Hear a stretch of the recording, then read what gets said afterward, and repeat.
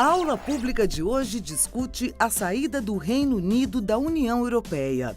Neste programa, gravado na UFABC, no campus de São Bernardo do Campo, quem fala sobre o assunto é Jorge Romano.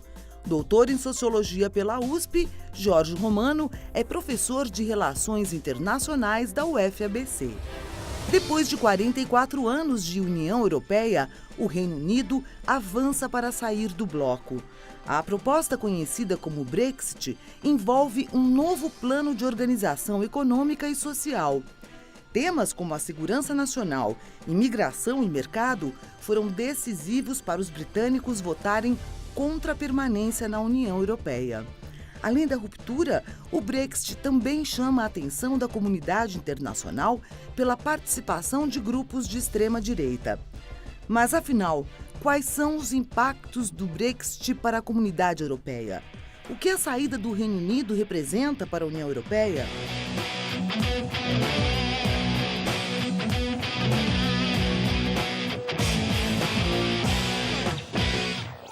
A Inglaterra, na verdade, nunca entrou, de fato, na União Europeia. Isso é bastante radical dizer isso, mas se a gente pega na história, a Inglaterra sempre se considerou diferente que os países do continente. Tão diferente que ele não participou da construção da Comissão Europeia, que é precursora da União Europeia. Quando nos anos 50, os países europeus começaram a discutir a possibilidade de se integrar, a Inglaterra achava ótimo. Eles devem se integrar, mas eu não. Porque na década de 50, a Inglaterra ainda achava que era um império. E, de fato, vocês lembram da foto depois da Segunda Guerra Mundial? Stalin, Roosevelt e Churchill. Então, a Inglaterra achava que ele fazia parte, que tinha um trio no mundo dominando. Ele não estava entendendo que já era, que ele estava numa decadência e ia se tornar um país, não exatamente irrelevante, mas com muito menos poder. Então, ele apoiava a integração europeia, mas não participava. Década de 50, cria-se a Comissão Europeia. Depois, na década de 60, a Inglaterra caiu a ficha. Ficando de fora, eu não tenho mais império. Os países, as colônias, estavam conseguindo sua independência. Então, a Inglaterra aí voltou, fez uma reflexão e disse, opa, não, eu quero participar sim. Só que a essa altura, na França, tinha um presidente que chamava de Gaulle, que falou, não, agora não dá mais. A gente já fez todas as regras, você quer entrar para negociar? Não, a gente já negociou, é isso. Você não aceita isso, então você não entra. Então, de Gaulle vetou 2 vezes a entrada da Inglaterra, do Reino Unido. E só em 73, ou seja, 16 anos depois, já estava tudo pronto. Aí o Reino Unido entra, fragilizado, no meio de uma crise econômica que atingiu muito forte a Inglaterra, crise relacionada ao choque do petróleo. A Inglaterra entra, muito fragilizado, na esperança que podia, através do ingresso na Comissão Europeia, revitalizar a sua indústria. Doce ilusão, porque a essa altura a Alemanha era muito mais produtiva, então ele perdeu tanto na questão agrícola, porque as políticas agrícolas da Comissão Europeia não eram favoráveis à Inglaterra, e na indústria também. Então, nunca houve entusiasmo com relação à integração europeia na Inglaterra, nem da direita, nem da esquerda, nem dos trabalhadores e nem da burguesia nacional. Os únicos que vão ficar entusiasmados, evidentemente, o setor financeiro, os setores multinacionais, que querem sempre a abertura das fronteiras. Mas a principal diferença entre o pensamento inglês e o continente é que no continente se quis batalhar por uma integração política e econômica. A Inglaterra sempre defendeu um comércio livre, mas sem integração política e econômica. Porque é inimaginável, para a grande maioria dos ingleses, que alguém possa tomar uma decisão que se sobrepõe ao parlamento inglês. O parlamento inglês tem 1000 anos. Como pode ser isso? Eles que inventaram a democracia. A soberania na Inglaterra é vista como soberania parlamentar. Não pode ter ninguém que possa tomar uma decisão que diz respeito à Inglaterra, aos ingleses, que vai em cima do parlamento. Então, quando a Inglaterra entra, quando o Reino Unido entra, ele vai participando, sempre tentando frear, sempre freando. Nós não queremos a Europa social, nós não queremos o euro, nós não queremos o acordo de Schengen sobre imigração. Sempre freando, sempre freando.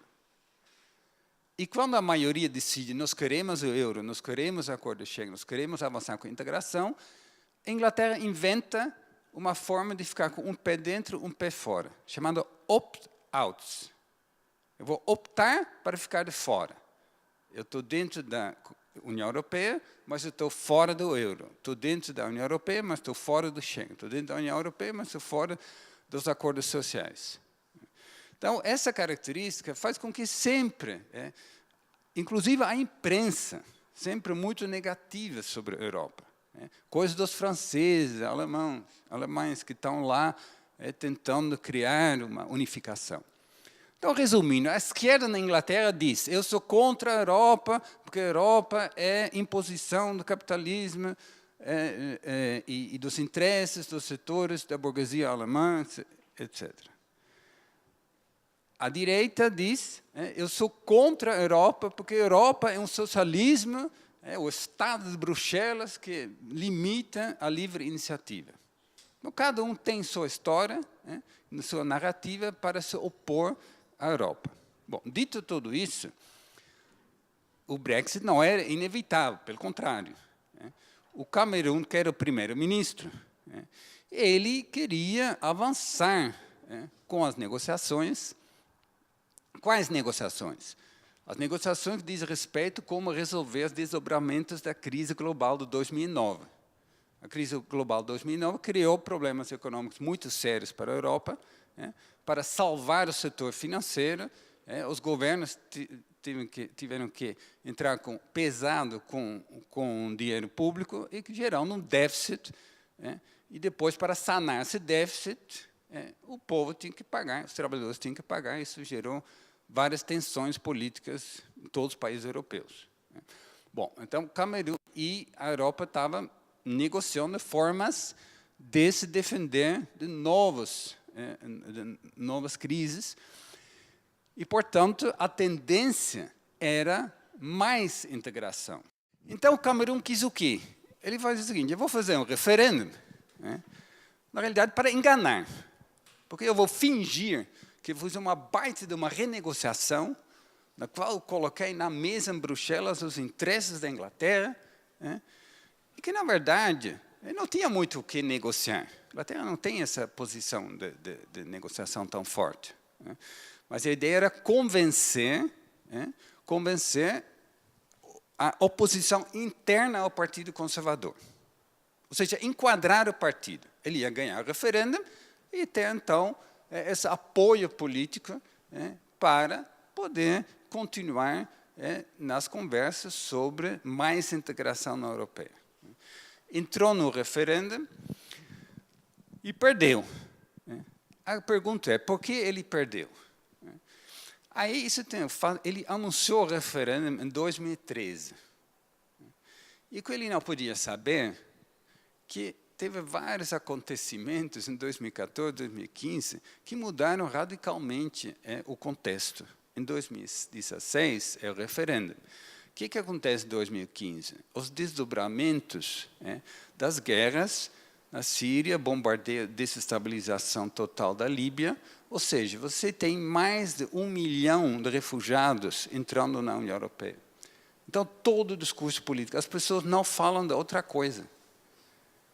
É a maior migração que a Europa viu em tão curto tempo desde a Segunda Guerra Mundial. Essa é uma coisa. Particularmente na Inglaterra, você tem também muita migração da Europa do Leste, da Polônia, etc. Então, a questão da migração, que sempre estava um pouco presente, mas agora virou dominante. E a questão era quem vai controlar as fronteiras? A União Europeia, Bruxelas, esses acordos, nós somos obrigados a receber refugiados, e não é o parlamento inglês que decide isso. Como assim? Bruxelas vai dizer quantos sírios a gente tem que acolher? Então, isso gerou um clima muito negativo. A segunda questão era os desdobramentos da política econômica do governo Camerun. A crise, os desdobramentos da crise de 2009 na Inglaterra geraram não só desemprego, mas mais desigualdade que já tinha. Então, vários setores sociais, sobretudo a base do Partido Trabalhista, ficaram sem nenhuma perspectiva. E eles queriam votar contra essa política da austeridade do Camerun. Não era exatamente a União Europeia que estava em discussão para eles. A questão era, meu voto é contra tudo isso, contra a austeridade. De outro lado, os trabalhistas, eles não queriam entrar em campo defendendo com entusiasmo a União Europeia. Nunca fizeram. Porque dessa vez eles perceberam, nossa base não gosta disso. Eu vou correr o risco de me distanciar da minha base ao defender a União Europeia. E o Camerun teve essa oposição dentro do partido dele, e assim ele perdeu.